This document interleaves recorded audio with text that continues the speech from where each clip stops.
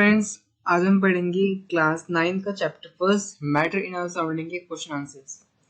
सबसे पहले हम देखेंगे कि हमने पहले चैप्टर पढ़ लिया ना, तो हम क्वेश्चन आंसर देखेंगे। तो हम आपके बुक में साइड बाई साइड एक क्वेश्चन, बहुत सारे क्वेश्चन दिए गए हैं, तो पहले हम उनको सॉल्व करेंगे, उसके बाद हम आपके लास्ट के एक्सरसाइज के क्वेश्चन सॉल्व करेंगे। वो उन क्वेश्चन के नाम से इन टेक्स्ट क्वेश्चन सॉल्व, ठीक है। हम देखते हैं वो क्वेश्चन। तो हमारा सबसे पहला क्वेश्चन आता है, सबसे पहले क्वेश्चन आता है हमारा NCERT text book from class 9 page 3, ठीक है। आपको पेज 3 खोल लेना, आप देखना वहाँ पे आपको साइड में क्वेश्चन मिलेगा। यहाँ पे आपको 4 क्वेश्चन मिलेंगे, तो वही वो 4 क्वेश्चन आपको समझाऊंगा अभी। सबसे पहला क्वेश्चन है, which of the following are matter, इनमें से कौन सा मैटर है। जैसा कि मैंने आपको बताया था कि क्या क्या चीज़ मैटर है और क्या क्या चीज़ मैटर नहीं है, मैंने बताया था आपको चैप्टर में जब मैं पढ़ा था आपको। आप खुद बताओ कि मैटर कौन सा है। चेयर मैटर है, एयर क्या मैटर है, हाँ एयर मैटर है। लव नहीं, वो मैटर नहीं है, क्योंकि लव हमारी टाइप का फीलिंग है। मैंने आपको बताया था कि जो भी फीलिंग होगी वो हमारी मैटर नहीं कहलाएगी। और स्मेल भी हमारी फीलिंग है, तो वो अभी हमारा मैटर में नहीं आएगा। हेट हमारा फीलिंग है, वो मैटर में नहीं आएगा। आमंड मतलब बादाम है, तो वो आपको मैटर में आएगा। थॉट्स आपके मैटर में आएंगे, तो आप खुद से सोच रहे हो, वो भी टाइप की फीलिंग में आ जाएगा। कोल्ड ड्रिंक, सॉरी कोल्ड नहीं आएगा, कोल्ड ड्रिंक आ सकता है, क्योंकि कोल्ड ड्रिंक एक लिक्विड है, तो वो मैटर में आ सकता है। स्मेल ऑफ परफ्यूम भी नहीं आएगा, कि वो भी एक टाइप से हम स्मेल कर रहे हैं, वो भी एक फीलिंग में आ जाएगा। हमारे क्या क्या मैटर हुए, chair, almonds and cold drink. Next question देखते हैं हम, give reasons for the following observation. हमें यहाँ पे ऑब्जर्वेशन किया है हमने, हमें उसका रीजन बताना है। पहला है हमारा, the smell of hot seasoning food reaches you several meters away, but to get the smell from cold food you have to go close। देखिए, क्वेश्चन में कहा गया है कि जब किचन में कोई खाना बन रहा होता है, तो जब वो कोई हॉट चीज बन रही होती है, तो आपको हॉट चीज का आपको स्मेल पहुंच जाती है दूर तक, या फिर हॉट चीज की स्मेल आपको होती है, जो बहुत गर्म गर्म होता है। लेकिन वहीं अगर हम कोल्ड की बात करें, जैसे आइसक्रीम की, तो आपको आइसक्रीम की जो महक है वो क्यों नहीं पहुंचती। वो आपको बिल्कुल गर्म गर्म कोई सब्जी की स्मेल पहुंच जाएगी, लेकिन आपको आइसक्रीम की स्मेल क्यों नहीं पहुंचती। तो हमें उसका रीजन बताना है। उसका रीजन होगा, the smell of a hot seasoning food reaches several meters away from the particles of the hot food have more kinetic energy and hence the rate of diffusion more than the particles of cold food। इसका reason क्या है, क्यों। उससे देखो, simple, अगर आपको मान लो ये याद नहीं आ रहा होगा आपके एग्जाम के टाइम में ये क्वेश्चन आपको, तो बस आपको इतना याद रखना है कि जो पार्टिकल्स होते हैं, जो हॉट फूड होगा, तो मतलब उसके पार्टिकल्स होंगे वो भी हॉट होंगे। मतलब उसमें काइनेटिक एनर्जी ज्यादा है, बिकॉज जो खाना हमारा हॉट है, तो उसके पास काइनेटिक एनर्जी ज्यादा होगी। और यार मैंने आपको चैप्टर में बताया था कि जिस मैटर के पास काइनेटिक एनर्जी ज्यादा होती है, वो उतनी ही तेज, मतलब वो उतनी तेज से मूव करता है, वो यहाँ पर मूव करता है। और यहाँ पर मूव करेगा, मतलब क्या हो रहा है, वो डिफ्यूजन हो रहा है, वो हमारे एयर के साथ डिफ्यूज कर रहा है ना। मतलब जो हमारा हॉट सीजनिंग फूड का जो स्मेल है ना, जो उसके पार्टिकल्स हैं, वो हमारे एयर के साथ मिक्स हो रहे हैं, तो उसमें क्या कहेंगे, रेट ऑफ डिफ्यूजन होगा, ठीक है। वो और वही अगर हम बात करें कोल्ड की, तो कोल्ड में क्या होता है, वो साफ साफ नाम है उसका, कोल्ड फूड। मतलब उसमें कुछ हॉटनेस तो होगी, तो उसमें काइनेटिक एनर्जी नहीं होगी, तो उसके काइनेटिक एनर्जी होगी भी तो बहुत कम होगी हॉट सीजनिंग फूड के मुताबिक। तो इसलिए हमको वो नहीं पहुंचता, ठीक है, वो कोल्ड फूड का स्मेल। समझ गए ना आपकी, बिकॉज ये सब किस लिए हुआ है, काइनेटिक एनर्जी की वजह से हुआ है ये सब। Third question, a driver is able to cut through water in a swimming pool. Which property of matter does the observation show? देखिए, एक ड्राइवर है, वो जब वो स्विम करता है, तो वो पानी को मतलब वो पानी को चीरते हुए निकलता है, मतलब पानी को पीछे छोड़ते हुए निकलता है। तो इसमें बताएगा कि वो property of matter does observation show, इसमें क्या प्रॉपर्टी हो रही है और ये कैसे हो रहा है। हमें ये सब बताना है। क्वेश्चन क्या पूछा गया कि जो हमारा जो स्विमर होता है, वो स्विम करता है, तो किस तरह से स्विम कर पाता है, हमें चैप्टर के अकॉर्डिंग बताना है, ठीक है। तो मैटर का अकॉर्डिंग बताना, ठीक है। तो इसका आंसर आप लोग पढ़िए, तो आपको समझ में आएगा, ठीक है।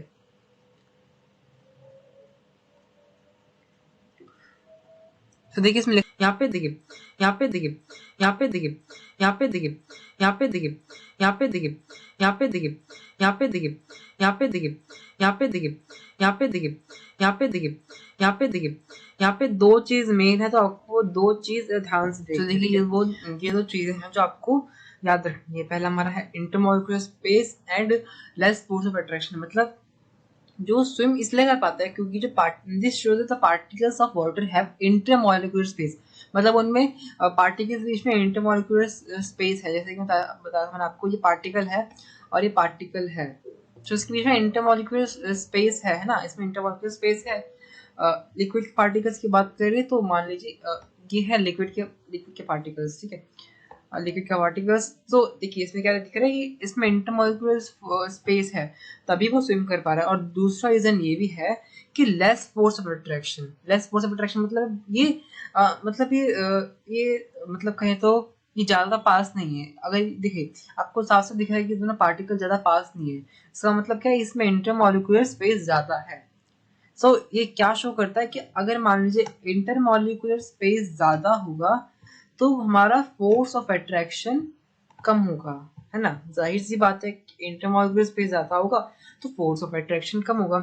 और तो यही था, ठीक है, हमारा क्वेश्चन का आंसर। अगर मैं अलग से बताऊं आपको तो जो हमारा सॉलिड में हमारा फोर्स ऑफ अट्रैक्शन ज्यादा होता है, इंटरमॉलिक्यूलर स्पेस कम होता है। मतलब इसका उल्टा, इसका वाइस वर्सा, ठीक है।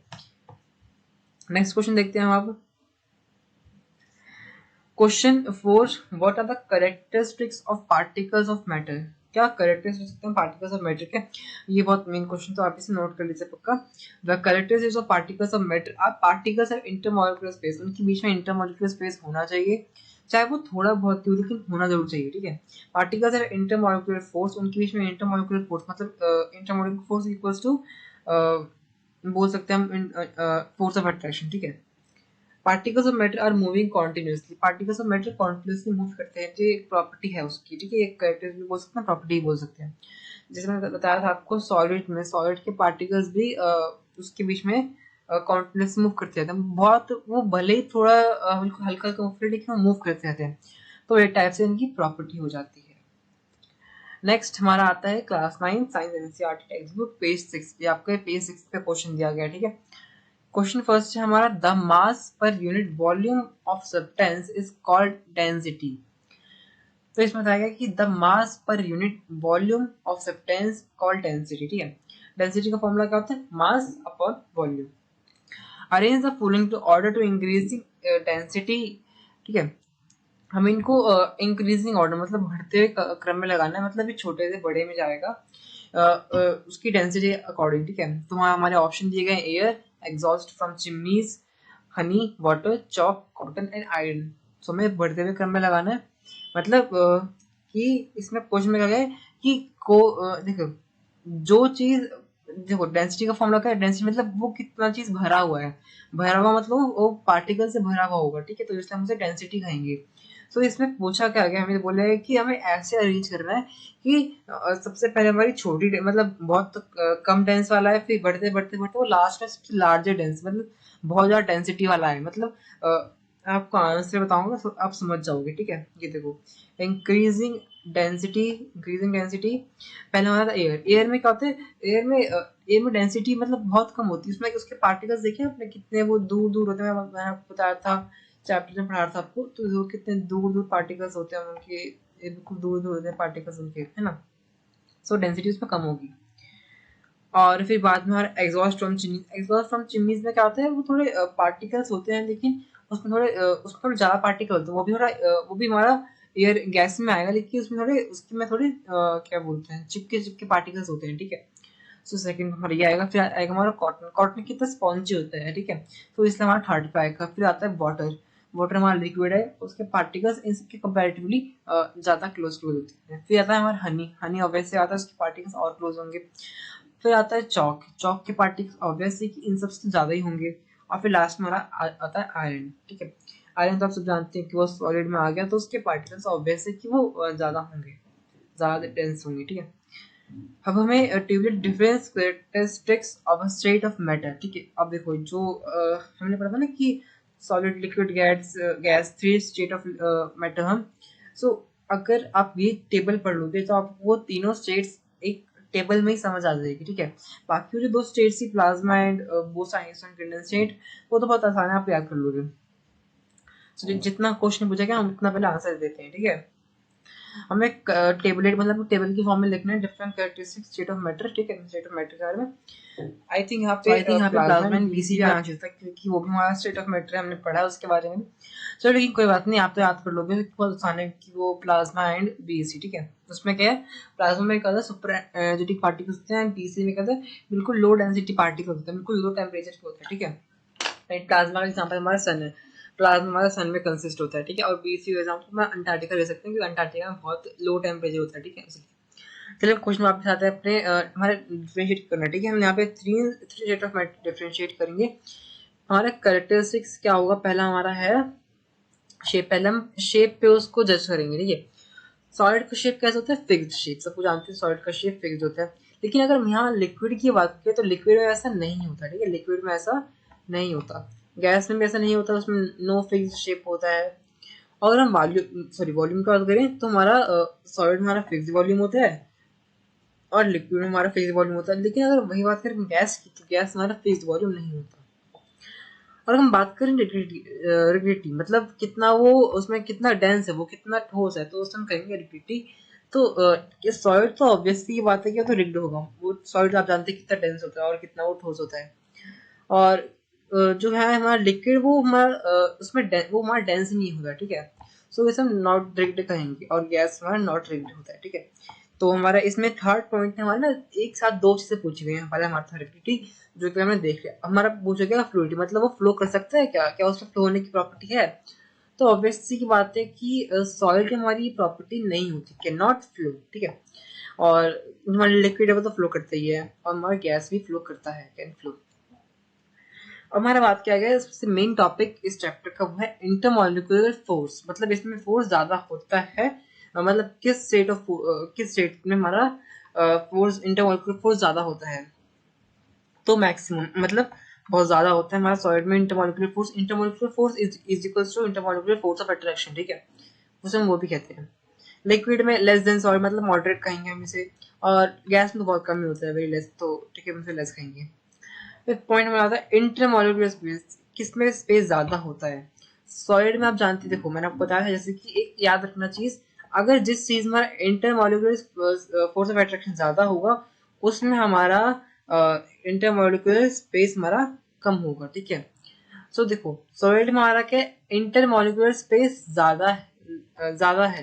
सो इंटरमॉलिक्यूलर स्पेस ज्यादा है, मतलब जो इंटरमॉलिक्यूलर फोर्स ज्यादा है सॉलिड में, तो हमारा इंटरमॉलिक्यूलर स्पेस सॉलिड में कम होगा, है ना। सो यही बात है, वेरी लेस होगा सॉलिड में, और लिक्विड में मोर देन सॉलिड मतलब मॉडरेट, और गैस में maximum and less than gas मतलब उसे मैक्सिमम कह सकते हैं, ठीक है।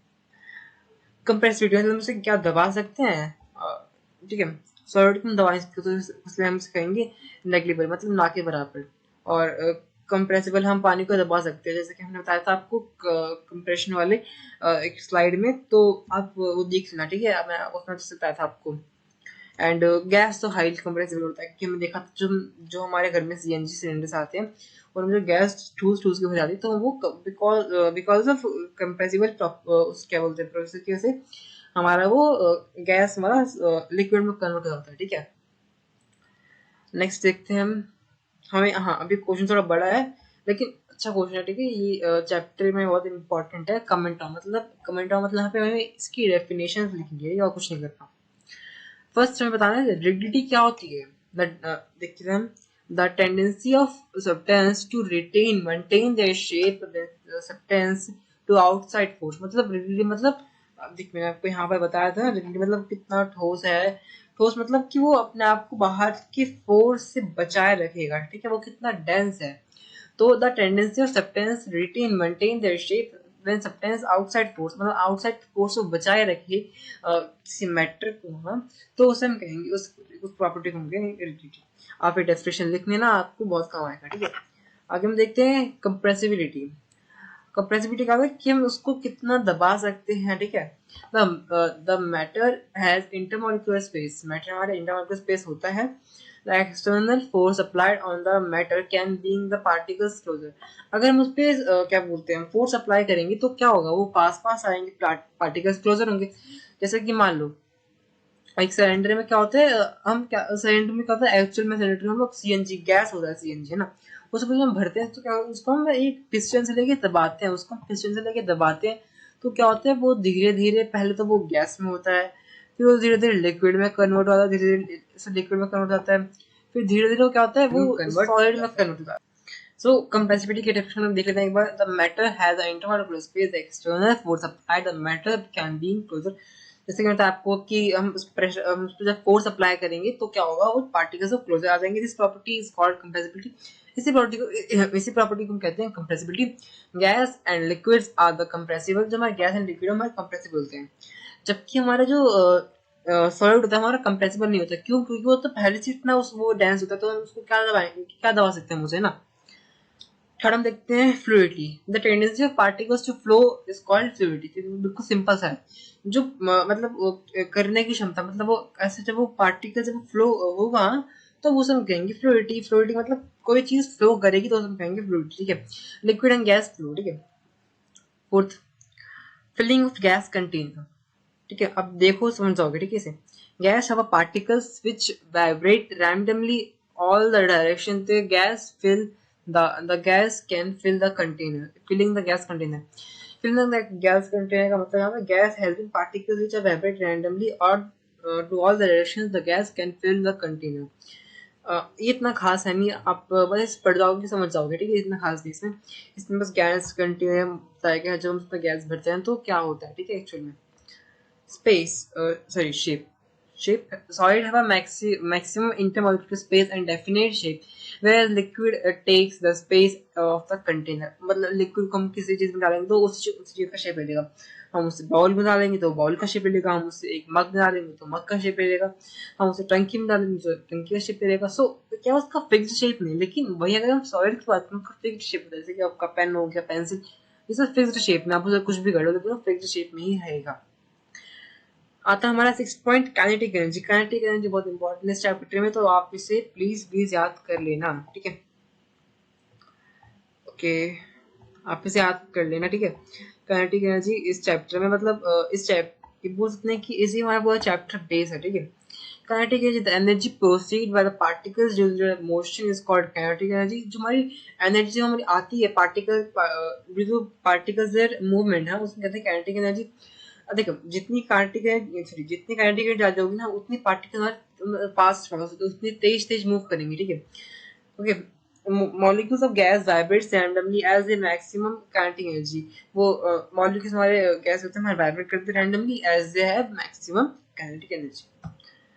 7th पॉइंट है हमारा डेंसिटी। डेंसिटी क्या है, कोई चीज कितनी डेंस है, मतलब it is defined as a mass per unit volume. The solid have a high density. Solid हमारी हाई डेंसिटी होती है। अगर आप कोई अगर पूछे कि डेफिनेशन क्या डेंसिटी की, तो सबसे पहले तो आपको उसकी डेफिनेशन लिखनी है, उसके बाद आपको लिखना है उसका फॉर्मूला। फॉर्मूला क्या है उसका, डेंसिटी का मास पर यूनिट, मतलब मास अपन वॉल्यूम। ओके, आता है हमारा थर्ड क्वेश्चन गिव रीजन का। इसको भी देख लेते हैं हम लोग। Give reason. A gas fills completely the vessels in which it's kept. Okay, a second. The gas fills completely the vessel in which is kept. The molecules of higher kinetic energy due to which they keep moving in all directions and has its filled vessels completely where the are kept. तो देखिए ये भी ना पिछले slide में ये था ना, ये वाला question filling the gas container, ये भी उसी की तरह है, ठीक है। देख लेते हैं हम उसे एक बार। Gas fill completely the vessels which it is kept. देखिए हम जो गैस वो फिल कैसे होता है completely the vessels which are in the kept the molecules of have the high kinetic energy. जाहिर सी बात है किसी सिलेंडर में हम गैस भर रहे हैं तो गैस में कहता है काइनेटिक एनर्जी ज्यादा होती है। काइनेटिक एनर्जी ज्यादा होने की वजह से वो पार्टिकल्स में मूव कर पाते हैं, due to which they keep moving all the direction, इसे ऑल डायरेक्शन मूव करते रहते हैं। So hence fill fill the vessels completely in which they are kept, इसलिए वो वेसल्स उनका फिल जाता है। तो ये इतना क्वेश्चन था नहीं, इतना इम्पोर्टेंट, तो मैं इसलिए आपको बस सिंपल समझाया, ठीक है। B. A gas expert pressures on the wall of a container. A gas expert pressure on the wall of container. A gas expert pressure on the wall of a container because the molecules of gas are the consist random motion due to high kinetic energy. These molecules continuously vibrate, move, and int walls of container, thereby exerting pressure on it. तो देखिए जितना भी आपको question दिया गया है ये starting के जो आपको दिए गए हैं आपसे कुछ क्वेश्चन पूछे गए तो आप ना इन चाहता हूँ खुद सॉल्व करें। सॉल्यूशन में आपको देते मैं चाहता हूँ कि आप इसे खुद समझें क्योंकि ये क्वेश्चन में जहाँ मुझे आपको अच्छे से समझाया नहीं क्योंकि क्वेश्चन बहुत आसान है, आप समझ जाओगे कि दोनों क्वेश्चन आपस में रिलेटेड हैं। फिफ्थ क्वेश्चन पे ठीक है, question fifth question I mean मतलब थर्ड पार्ट का थर्ड क्वेश्चन ठीक है। A wooden table should be called a solid। देखिए क्वेश्चन बहुत अजीब टाइप का लगेगा आपको कि वुडन टेबल को हम सॉलिड क्यों कहते हैं, क्यों? क्योंकि जो उसके इंटरमॉलिक्यूलर स्पेस जो इनका इंटरमॉलिक्यूलर फोर्स ऑफ अट्रैक्शन होता है बहुत ज़्यादा होता है और उनका इंटरमॉलिक्यूलर जो हमारा इंटरमॉलिक्यूलर स्पेस होता है वो बहुत कम होता है। मतलब उसमें इंटरमॉलिक्यूलर फोर्स ऑफ अट्रैक्शन, एक सेकेंड,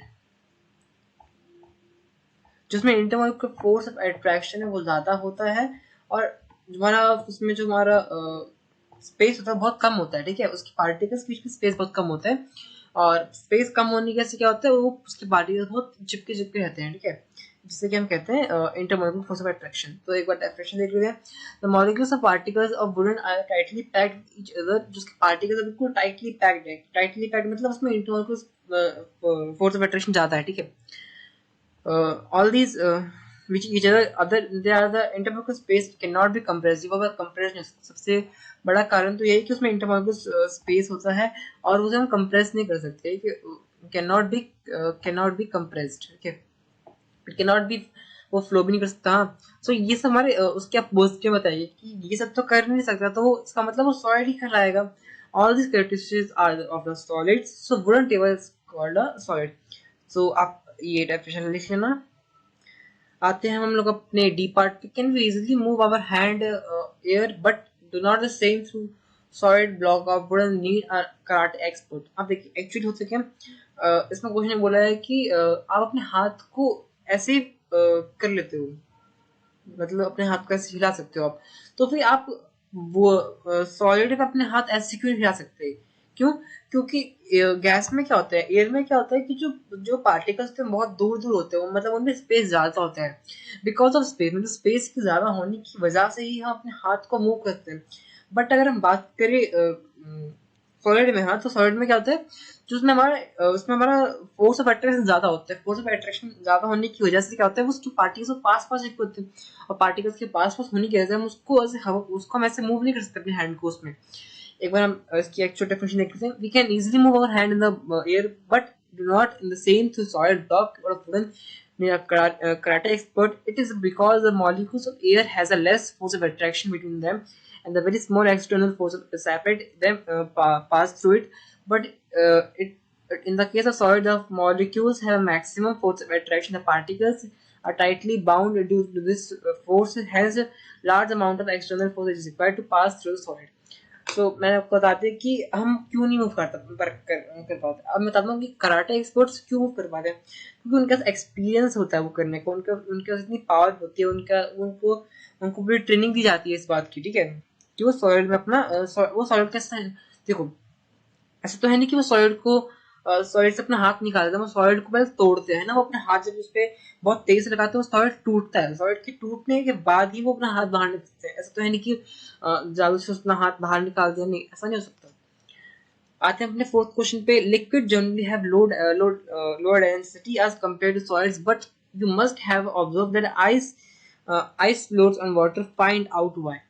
तो देखिए पूरा चैप्टर में बताया ना आपको intermolecular force of attraction intermolecular space पे डिपेंड है, मतलब पूरा चैप्टर उसी पे बेस्ड और काइनेटिक एनर्जी पे। तो आपको ये तीन टॉपिक तो याद रखने ही रखने हैं ठीक है। आते हैं अपने क्वेश्चन पे। देखिए उसमें पूछा गया है liquid generally have lower density compare to solid, मतलब लिक्विड बहुत लो डेंसिटी होती है कंपेयर टू सॉलिड्स पे। बट ऐसा क्यों होता है कि हम ऑब्जर्व करते हैं कि जो आइस हमारा फ्लोट करता है वाटर पे, फाइंड आउट व्हाई, ऐसा क्यों होता है? Ice is a solid but its density is lower than water. जो हमारा आइस तो सॉलिड होता है और ऑब्वियसली बात है कि उसकी जो डेंसिटी है लोअर देन वाटर होगी, to its structure. The molecules of the make its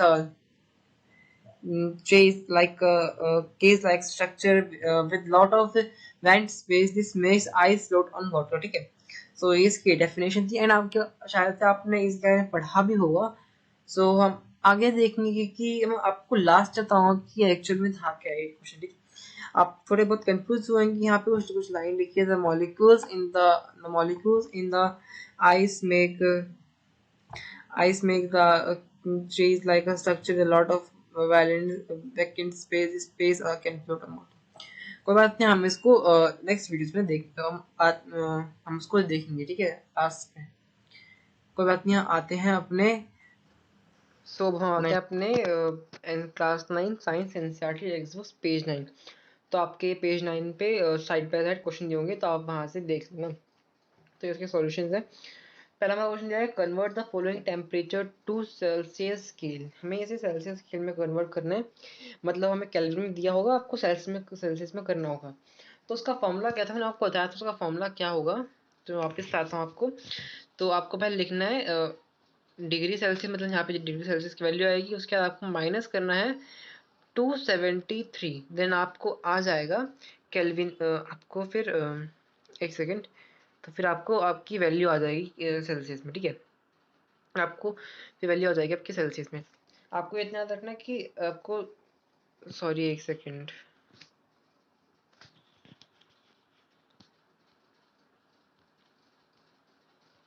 हाँ, तो आपको पहले अपनी केल्विन की वैल्यू रखनी है. मतलब आपको के रखना है -273. सो अगर आपको कुछ भी डाउट होता है तो आप मुझे कमेंट सेक्शन में बोल सकते हैं. तो आपकी केल्विन की वैल्यू आ जाएगी. के -273 रखने से आपकी सेल्सियस वैल्यू आ जाएगी.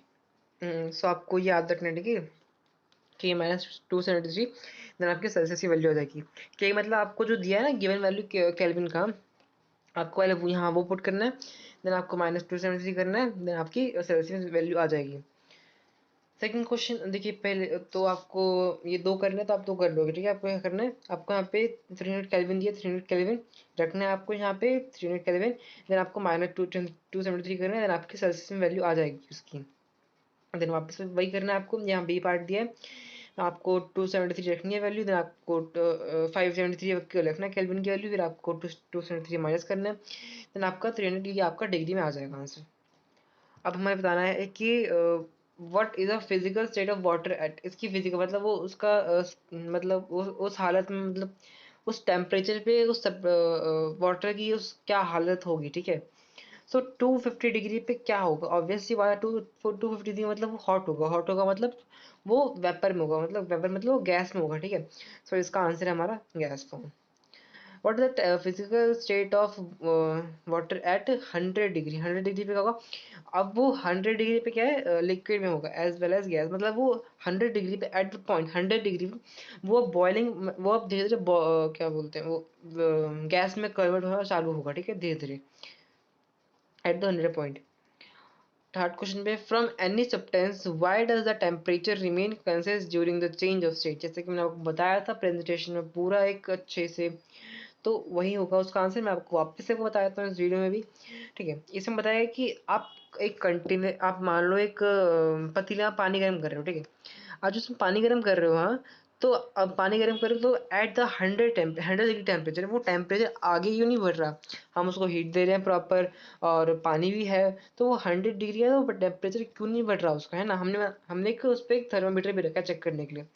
तो वो जो हीट है हम दे रहे हैं वो गया तो गया कहाँ. तो उस हीट को हम कहते हैं लेटेंट हीट, मतलब वो हिडन हीट. ठीक है, तो जो हिडन हीट है वो गया कहाँ.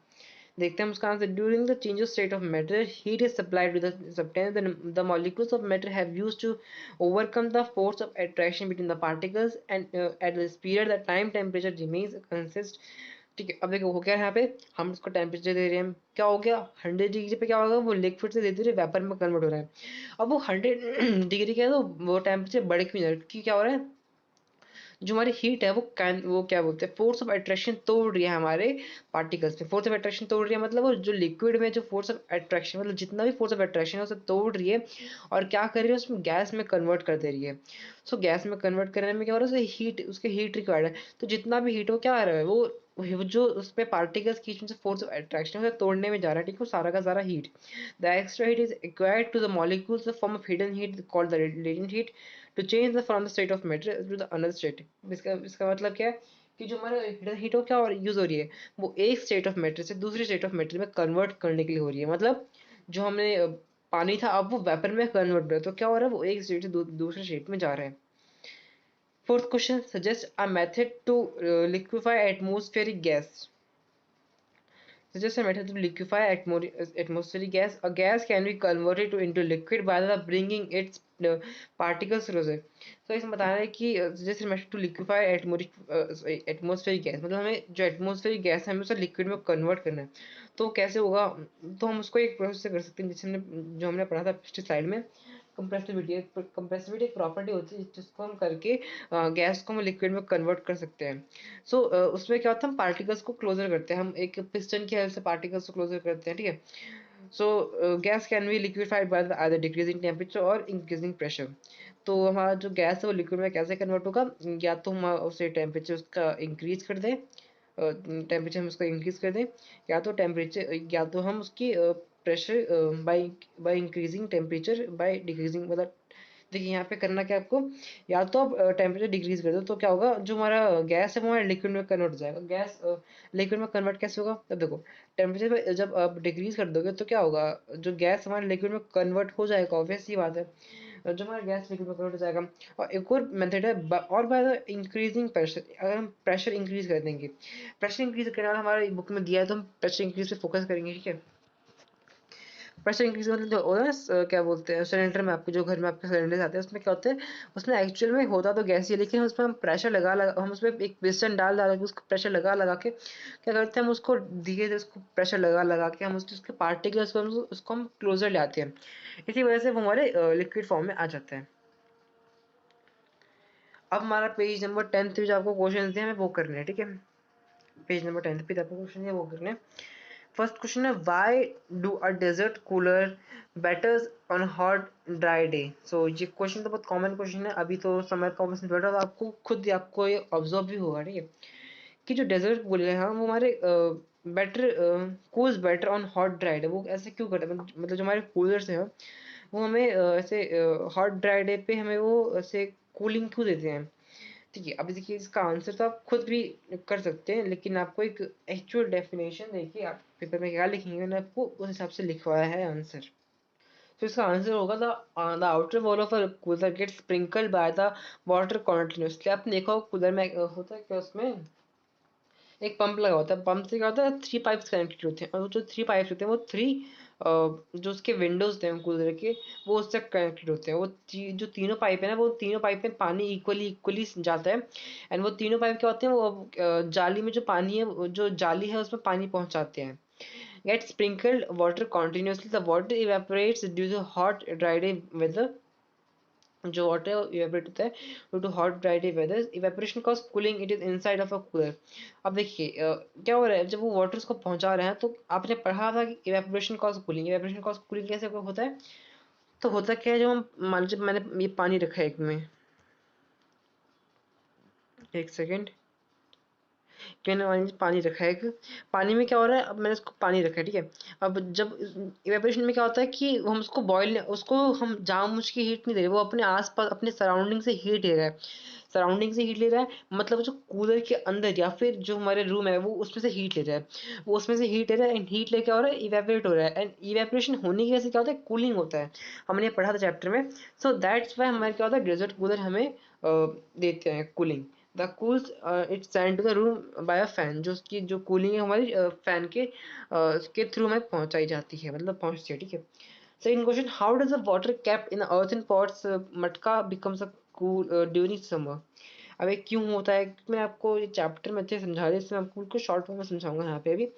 ऐसा क्यों होता है, क्योंकि उसमें स्मॉल स्मॉल ना पोर्स बने होते हैं, the water oozes out through the these pores and the water gets evaporate at the surface by the pot thereby cause cooling effect. तो देखिए वहाँ पे होता क्या है एक्चुअली में, वहाँ पे कुछ नहीं, बस वहाँ पे इवेपोरेशन हो रहा है, क्या हो रहा है, इवेपोरेशन हो रहा है।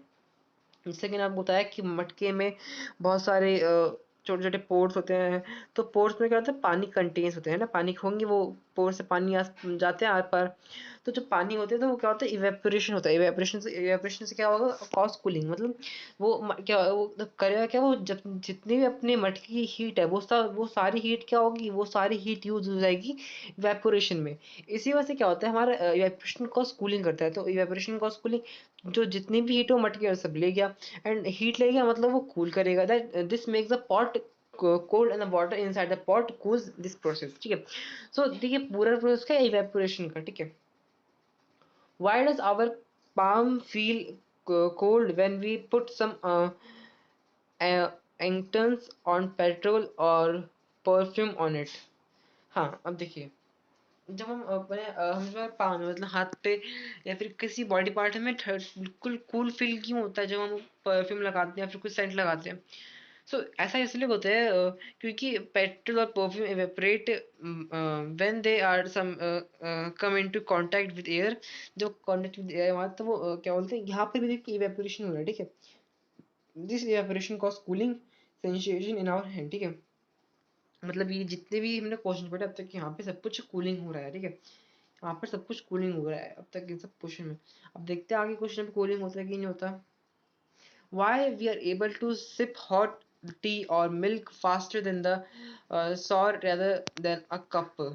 देखिए, tea is a sour has larger surface area than a cup. Soccer एक प्लेट होता है जो हमने देखा है ना, जो हम जब टी जब देते हैं किसी को सर्व करते हैं, जो टी की जो प्लेट हो लगता है तो वो सब कहेंगे saucer. So they are able to sip hot tea और milk faster than saucer rather than cup. मतलब जो हम देख क्या करते हैं, देखा होगा टीवीज में या फिर आपने खुद ऑब्जर्व किया होगा आपके आसपास में, कि जो कई लोग हैं ना वो सॉकर में चाय रखते हैं फिर उसको पीते हैं। ऐसा क्यों?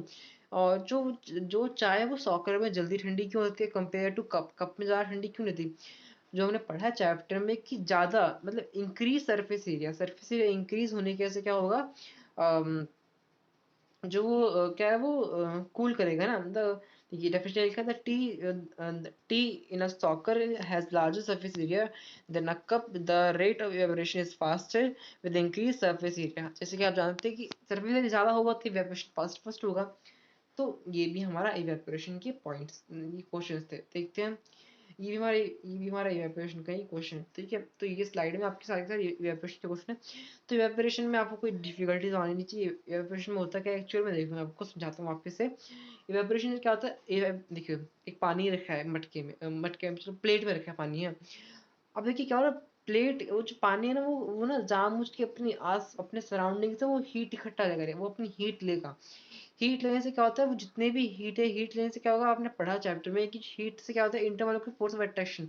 मतलब वो एक स्टेट से दूसरी स्टेट में जाएगा ना, एक स्टेट से दूसरी स्टेट में जाएगा कि अपने आसपास की ही उसने सारी हीट खत्म कर दी, तो क्या होगा, वो क्रॉस कूलिंग करेगा। तो ये था हमारा इवेपोरेशन का शॉर्ट फॉर्म बिल्कुल। हम देखते हैं अपना fifth question. What type of cloth should be wear in summer? किस टाइप के क्लॉथ हमें समर में पहनने चाहिए, ठीक है। ये क्वेश्चन तो हमारे चैप्टर में भी था जो मैंने आपको कराया था स्लाइड्स में। तो देखिए यहाँ पे आंसर दिया गया है। देखिए पहले मैं क्वेश्चन समझ लेते हैं कि ऐसा क्या है, ठीक है। क्वेश्चन में what type of cloth should be wear in summer, हम कौन से टाइप के क्लॉथ्स पहनते हैं समर में और क्यों पहनते हैं। जाहिर सी बात है हम कॉटन के क्लॉथ्स पहनेंगे, ठीक है। अब मैं आपको अपने बेस समझाता हूँ, ठीक है। डेफिनेशन को छोड़ो आप, मैं अपने बेस समझाता हूँ आपको। होता क्या है, कॉटन क्लोथ ना हाँ जल्दी ना स्वेट ना ऑब्जर्व करते हैं। जब जब वो स्वेट सोख लेते हैं तो क्या होता है, अब बारी आई इवेपोरेशन की। क्या हो रहा है, जो आपका कपड़ा वो गीला है, अब वो जो इवेपोरेशन कैसे होगा, वो जो वाटर है वो अब उस अपनी सराउंडिंग से हीट ढूंढेगा। सराउंडिंग से हीट उसको ढूंढेगा, मतलब वो अपने सबसे पहले वो हमारी बॉडी से हीट लेगा। हमारी बॉडी से हीट लेने के से क्या होगा, वो हमारे बॉडी से हीट लेगा और जितने भी वो वाटर है वो क्या होगा, वो वेपर में कन्वर्ट हो जाएगा। वेपर में कन्वर्ट होने के से क्या होगा, जितनी हमारी हीट है हमारी बॉडी से सब खत्म हो गई, और हीट खत्म होने के से क्या होगा, हमें कूलिंग फील हुआ, ठीक है। सो इसमें हमारे कॉटन क्लोथ्स का भी बहुत बड़ा हाथ रहता है। डेफिनेशन एक बार देख लेते हैं ताकि आप पेपर में अच्छे से लिख पाएं। You should wear the light clothing codes in the summer. Light color because it reflects heat reflects heat cotton clothes because it is pores in it which absorbs sweat and allows the sweat to evaporate faster, thereby given the cooling effect. Okay, यही था इसका answer. हम देखते हैं आगे, ये हमारा है हाँ, अब हम आगे हैं अपने क्वेश्चन आंसर्स पे। जो आपकी एक्सरसाइज दी गई है ना आपके चैप्टर के आखिरी में, ये वो एक्सरसाइज है। वो जितने भी मैंने पढ़ा वो सब तो आपकी बुक के बीच बीच में, सब बुक के बीच बीच में नहीं, आपके साइड में एक लिखा था बड़ा सा क्यों, वो देखिए ऐसा लिखा था, वो ऑरेंज कलर में लिखा था वो बड़ा सा क्यों। तो वो उसी का हमने क्वेश्चन आंसर कर लिए हैं। अब हम देखते हैं अपने exercise. Question from NCERT textbook from class 9th science. हमारा फर्स्ट क्वेश्चन है, हमने अब जस्ट हमें अभी करके आए हम लोग।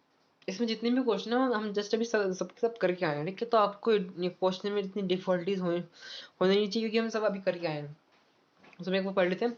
Convert the following temperature to Celsius scale. हमें सेल्सियस स्केल में कन्वर्ट करना है, एंड सेल्सियस स्केल में कन्वर्ट करने का फॉर्मूला क्या होता है मैंने आपको बताया था।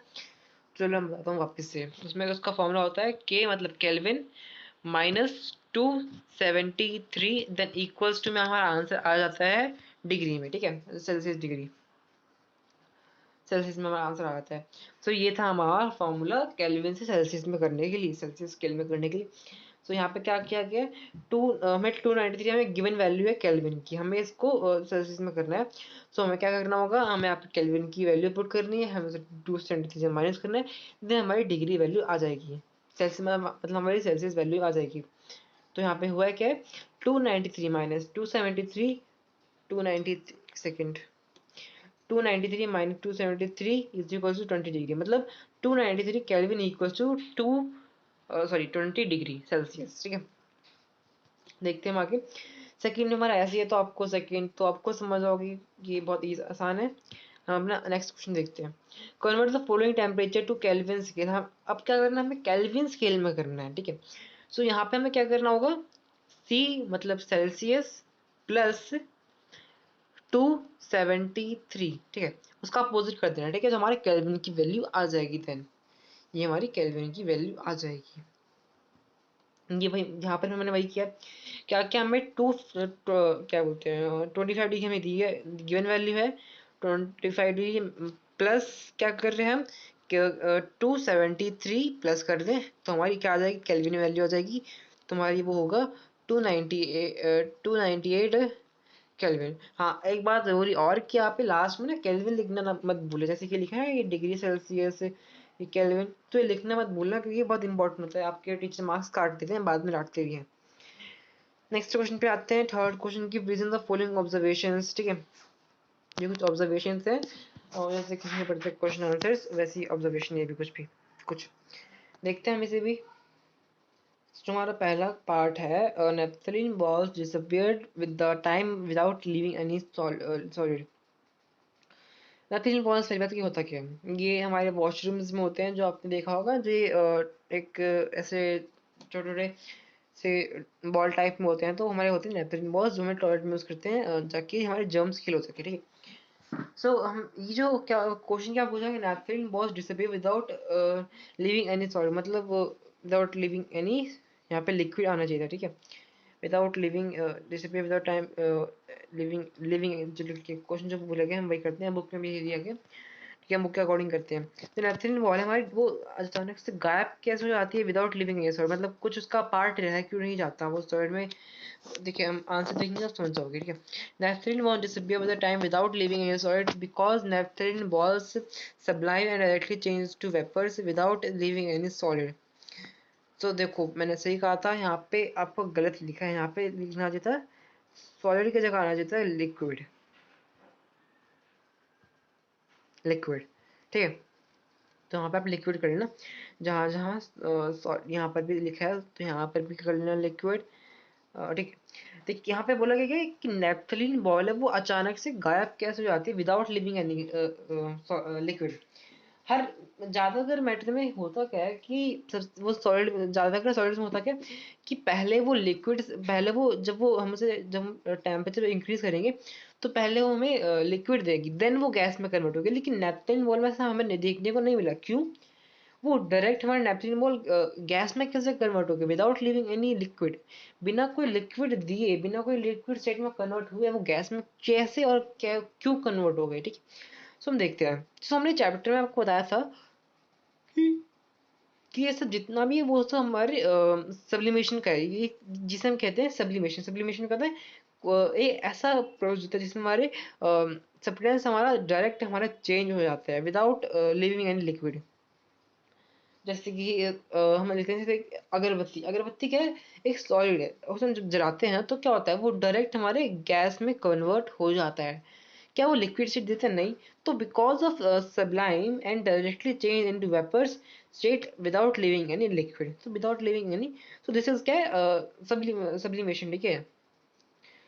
B B question, sorry, B what? We can get a smell of perfume sitting several meters away. जैसे हमने पढ़ा था अभी कि जो हम खाने की स्मेल 7 मीटर दूर से कैसे आती है, वैसे ही हमारा घुमा फिरा के क्वेश्चन पूछा है कि हमें 7 मीटर से परफ्यूम की स्मेल कैसे आती है। We get a smell of a perfume just sitting 7 meters away. Perfume contain volatile solvent and the diffuse faster and reaches the people sitting in 7 meters away. So यहाँ पे हो गया, यहाँ पे डिफ्यूजन हो रहा है नथिंग, ठीक है, यहाँ पे डिफ्यूजन हो रहा है nothing. Fourth question, arrange the following substance to increasing order force of attraction between particles. में इंक्रीजिंग ऑर्डर में अट्रैक्शन इसको ऑक्सीजन हमारा पहला आ जाएगा, बाद में हमारा आएगा वाटर, फिर हमारा आएगा शुगर। आता है हमारा fifth question, what is a physical state of water at. यहाँ पे फिजिकल स्टेट ऑफ वाटर क्या होगी, अगर वो 25 डिग्री है तो मतलब क्या है वो लिक्विड फॉर्म में, अगर 0 डिग्री है मतलब वो सॉलिड फॉर्म में है, और अगर हमारा वो 100 डिग्री पे मतलब या तो लिक्विड होगा या तो गैस होगा, ठीक है। Sixth question, give reason of to justify water of room temperature is liquid. जो हमारे वाटर होता है रूम टेम्परेचर हमारे हमेशा वो लिक्विड क्यों होता है, ठीक है। Water at room temperature is liquid because its freezing point is 0 degree and boiling point is 100 degree. जो हमारा जो वाटर होता है वो रूम टेम्परेचर पे लिक्विड क्यों रहता है, क्यों, क्योंकि जो हमारा देखिए अब वो सॉलिड तो रहेगा नहीं, क्योंकि सॉलिड का टेम्परेचर क्या है वाटर में 0 डिग्री एंड बॉइलिंग गैस में क्या है 100 डिग्री। जब वो रूम टेम्परेचर पे रहेगा, रूम टेम्परेचर तो है नहीं कि 100 डिग्री आपका रूम टेम्परेचर में भी 25 डिग्री या फिर 20 या फिर ज़्यादा 30 डिग्री हो सकता है ना। तो 30 डिग्री पे तो लिक्विड में रहेगा, ठीक है, तो इसमें इतना कोई खास था नहीं, ठीक है। बी आयरन अलमीरा is solid at room temperature, वो रूम टेम्परेचर पे सॉलिड क्यों है, एज ऑलवेज फर्स्ट पार्ट की तरह, क्योंकि Almira is a solid at room temperature because melting point of iron is a higher than room temperature, उसका higher than room temperature मतलब बहुत ज़्यादा उसका melting point होगा। अगर उस टेम्परेचर पे आ गया तभी वो मेल्ट हो पाएगा, ठीक है, तभी वो मेल्ट हो पाएगा। Seventh question, why is ice at 273 Kelvin more effective?